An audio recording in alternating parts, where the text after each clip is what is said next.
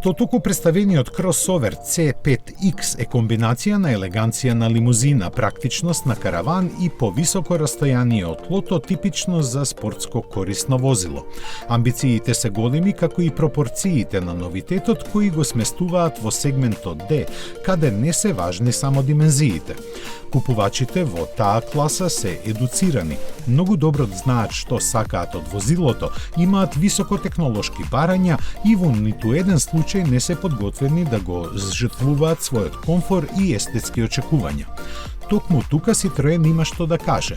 Поставен на меѓуоскино растојание од 2785 мм, има вкупна должина од 4,8 метри и многу простор во внатрешноста, како и во багажникот, каде има простор од 545 литри. За удобноста е задолжена Citroen Advance Comfort активна суспензија, која за прв пат се појавува токму во C5X, па лесно е да се заклучи дека една од главните одлики на Citroen, удобноста, повторно се активира во новиот знаменосец.